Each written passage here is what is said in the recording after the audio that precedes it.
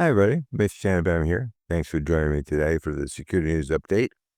In the security and privacy alerts section, just because Microsoft says something is low exploitability or it has low exploitability, that does not mean it will not be exploited.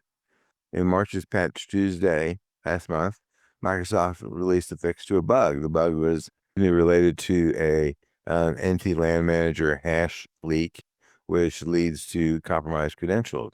Microsoft said that it was less likely to be exploited. Well, 8 hours later, hackers were exploiting it, and both government and private sector targets. It just points to your patch cadence, how quickly you're patching things. And speaking of which, of the 159 vulnerabilities exploited in the first 3 months of this year, 28% of them were exploited in less than a day. There's a quarter of them. So that says that if you're taking more than a day to release your patches to all of your workstations, you have a kind of a 1 in 4 chance that you're going to be on the wrong side of that patch cycle. Another 14% were exploited within a month. So, that's kind of half, right? So if you're not patching within a month, you're definitely behind the power curve. And I do understand people's desire for the patch to age, and, you just got to decide what your risk tolerance is, because it certainly puts you on the wrong side of it. In the CMMC section, DoD released what they called, what they called, I guess that's right, organizationally defined values. And you say, what the heck are they? Well, ODVs are those values where they have a standard, and the standard says you will do X or do in X, where X is left as a blank in the standard. So, for example, it says you'll lock out user IDs after so many failed login attempts. Well, they don't say what that number is. Be careful what you wish for, because sometimes you may not like it when you get it. So defense contractors asked DoD, well, what are we supposed to use for these values? And remember, DoD is the government, so they came back with government answers. And now, as opposed to say, for example, let's say it says don't reuse user IDs for an organizationally defined period. And people used to say, well, a year sounds good to me. Well, when you look at the ODVs, the organizationally defined values, the Defense Department says, no, not a year, not 3 years, not 5 years, 10 years. So you got to remember all the user IDs you used and didn't use, and not reuse them for at least 10 years. So be careful what you wish for. There's about 80 or so of these ODVs. While they directly apply to 800.171 Release 3, many of them also apply to the current 800.171 Release 2. And so to the degree that they do match, we recommend that you implement them now. In the patches department, researchers have discovered a way to bypass many of the Linux security tools. It's kind of a blind spot, I guess, for the tools. And the bug is IOUring, or the bug is in IOUring, and they were able to go, deploy a rootkit, and the tools didn't find it. So unfortunately, this is not a bug. This is the way things are designed. And so you have to come up with compensating controls, I think. Also, Fortinet is admitting that even after you patch that SSL VPN patch that they deployed, it doesn't really keep the bad guys at bay. So now they're patching the patch to help. So if you are a Fortinet customer and you use the SSL VPN, which a lot of Fortinet customers do, time to patch again. And CISA is even saying disable your VPN until you can patch. So they may know something we don't know, and that's not uncommon. Also, if you're a Commvault user, now's the time to patch. There's what's called a severe vulnerability in Commvault Command Center, and it scores 9 out of 10. It allows remote hackers to execute any code they want on vulnerable Commvault installations without needing to deal with a pesky login. Obviously, this is only if your Commvault installation is internet facing, which a lot of them are. But and I guess it applies non-internet facing Commvault servers as well. If the hacker's already in the inside and now they're going to go off and try to go use Commvault to launch an attack.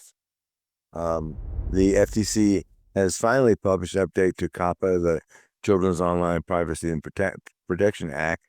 There was a question about whether this new administration would say we don't like no stinking regulations. Apparently, they're okay with protecting kids, and this has implications for folks that have kids on their website. It doesn't, if you're purely a business-to-business play, probably doesn't have much impact on you.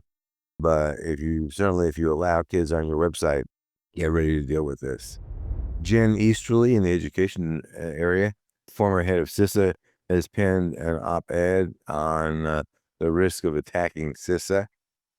She points out accurately that even the government admits that the bad guys are in our power grids and hospitals and water systems and whatever. And as we go off and alienate all the folks inside of CISA and fire half of them, a bunch of the rest of them leave, we're going to have a very hard time going off and doing what CISA has been doing over the last 4 years. The North Koreans and Russians and Chinese are very thankful for that. But I don't know that that's necessarily the plan. In the breaches department, the Baltimore City School District admitted they got hacked. I love the spin doctors. So they said only 1.5% of current students were compromised. Now, they don't say about former students. But then one of their other spin doctors came out and said, yeah, 55% of our teachers and staff were compromised. So is it 1% or is it 55%? Sounds like it's 55%. And they don't really understand, what the guys took and how bad it is, but it sounds like it's not great. Retail giant Marks and Spencer in England was disrupted by Cyberattack, and they thought they could just keep going merrily on their way and just, not quite sweep it under the rug, but not have much of a disruption. Turns out that wasn't the case. So they've now taken down their online store, which of course is a huge revenue source for those guys. So we'll see how long it takes them to actually get their act together. And speaking of not being able to take things down, DaVita Kidney Dialysis Center was hacked. They say that the hackers say they stole terabytes of data. Unfortunately, they serve end-stage kidney disease patients, and if these patients don't get their dialysis, they will literally die. So they're going to have to power their way through this one. And I don't think it's going to be clean, but, I also think that if you're dying from kidney disease and you have a choice of winding up your condition getting worse or your information being hacked, you probably opt for getting your information hacked. Not a great choice that people have to make, but nonetheless, sometimes it is a choice. The city of Long Beach is notifying 500,000 victims of a breach kind of a year and a half after it happened. So I don't know if they're going to get whacked for that. Of course, they're the government, so they can pretty much do whatever the hell they want. But the data stolen includes social security numbers, bank account information, credit and debit card numbers, biometric information, medical data, driver's license numbers, passport data, tax data, and more. Doesn't sound pretty. Speaking of not sounding pretty, hackers have figured out a way to abuse Google using official tools to generate a social engineering attack that looks like it came from Google itself. Turns out it doesn't come from Google itself, but if you fall for the attack, then you're likely to go compromise your credentials. So Google says they think they patched this particular vector, but that doesn't mean that people won't come up with another very similar vector that works just as well. Reports are that nation-state hackers are going after small and medium-sized businesses. Why are they doing that? Because they're easy targets. They're soft targets. If you're a 5-person company or a 50-person company, you don't have the resources that a Home Depot has. Of course, they got hacked too. And as a result of that, the hackers figured this is easy pickings. So why do they do that? Well, partly because they want your data, but partly because you're a trusted vendor likely to some other businesses, and they can use compromising you as a way to get into those other businesses. So don't assume that just because you're small, nobody cares.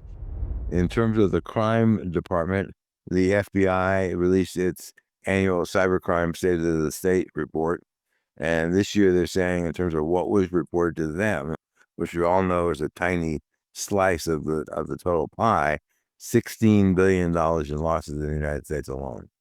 So if we assume that's 10% maybe of people who actually report to the IC3, maybe $160 billion in losses. That's a huge drag on the economy. More countries, the news bites, more countries have issued travel advisories for travel to the U.S. And of course, the U.S. is not pleased about that, but also I saw statistics recently that travel to the U.S. is down a lot. So obviously the tourism industry is going to be impacted by that. Two, speaking of CISA officials, either getting fired or leaving, two of the folks in charge of CISA's Secure by Design effort quit. That's not a good thing because Secure by Design is pretty important. When is 32,234 really 260,893? Well, it's when you report one number at the beginning of an attack and another number a few months later. That's what's happening. The retailer Marks and Spencer, as I said, their cyber attack is getting worse, and they shut down their online ordering system and some other stuff. And then the other question becomes, what happens when the big guys get whacked? What does that mean for you? Well, that trickles down in both directions, up and down the food chain. So, concerning. With that, that's all I have. Thanks for listening. And until next time, stay safe. If there's anything we can do, please reach out to us. Thanks for listening.